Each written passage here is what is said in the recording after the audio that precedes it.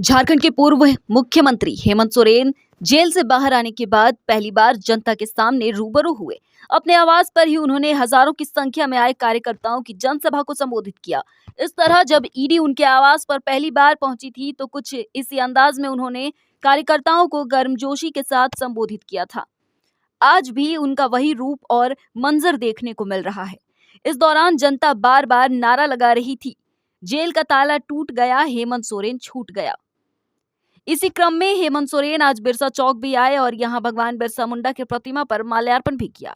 हेमंत सोरेन ने अपने आवास के बाहर कार्यकर्ताओं को संबोधित करते हुए कहा कि विगत 5 महीनों से जेल में बंद रहने के बाद आज मैं आपके बीच खड़ा हूं और आप सबको मालूम है कि मुझे या विपक्ष के लोगों को किस तरीके से पूरे देश में प्रताड़ित किया जा रहा है ताकि कोई भी भाजपा के विरुद्ध खड़ा ना हो पाए, इसकी जुगाड़ लगाए हुए हैं।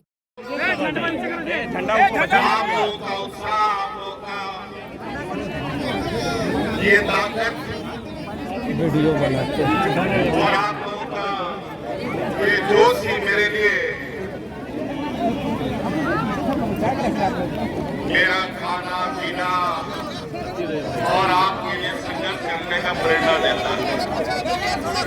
आज आप लोगों ने अपनी खुशी जाहिर करने के लिए विगत 5 महीनों से जेल में रहने के बाद आज मैं आपके बीच में खड़ा हूं और आप सबको मालूम है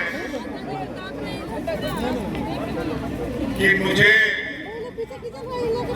या के लोगों को किस तरीके से पूरे देश में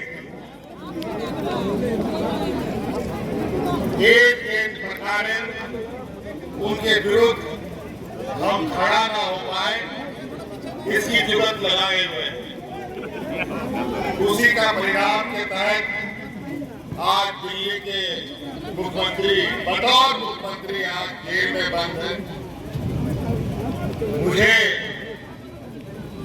बड़ा सुनिश्चित तरीके से अपने षड्यंत्र में फंसाकर विगत 5 महीनों तक जेल में रखा। झारखंड आदिवासी गरीब पिछड़ा गरीब युवा राज्य हम लोगों को थोड़ा समझने में इनकी चाल को समझने में दिक्कतें आई और उसका परिणाम है हुआ कि हमें आप 5 महीना जेल में रहना पड़ा। खैर कोई बात नहीं, न्यायालय ने मुझे बाहर निकाला, न्यायालय से हमें न्याय मिला और न्यायालय के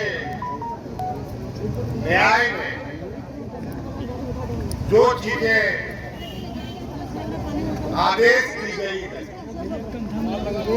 जो चीजें लिखी गई है, वो पूरे की फिर से आज आपके बीच में आप लोगों के लिए आपका नेतृत्व देने के लिए जिंदाबाद जिंदाबाद और आप लोग आश्वस्त रहें। अभी हम लोग लोकसभा का चुनाव जीते हैं और लोकसभा के चुनाव में जो भी परिणाम हुआ है, ये परिणाम खुशी और दुख का समावेश है। फिर भी इस चुनाव के माध्यम से इस राज्य के गरीब युवा लोगों को, यहाँ के मूलवासी आदिवासियों को ताकत मिली है और अब बहुत जल्द विधानसभाओं के चुनाव भी होंगे और मुझे तो पता चल रहा है, जो मुझे जानकारी आ रही है, ये हमारे चुनाव नियमित समय से पहले कराने की तैयारी कर रहे हैं। मैं तो इनको चुनौती देता हूँ,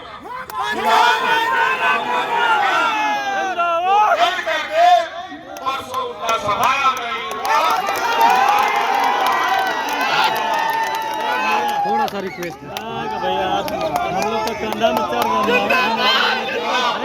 ठीक है, हम लोग अभी सोच थोड़ा सा। मैं जेल के अंदर 5 महीने से था। हमारे जेलों के अंदर आदिवासी, दलित, पिछड़ा, गरीब, युवा, ऐसे ऐसे लोग जेल में हैं जिनकी तकलीफ मैं बयान नहीं कर सकता। आज बड़ी सुरीली तरीके से झारखंड जो खनिज संपदा राज्य है, जहां के खनिजों से पूरा देश का अर्थव्यवस्था चलता है, कई चीजों में सबसे अधिक हम लोग देश को रेवेन्यू देते हैं, वही बदले में हमें भीख मिलता है। अगड़ा पिछड़ा के नाम पर, अमीर गरीब के नाम पर इन लोगों ने जो अपना डिग्री प्राप्त किया है, वो इन्हीं चीजों में डिग्री प्राप्त किया है।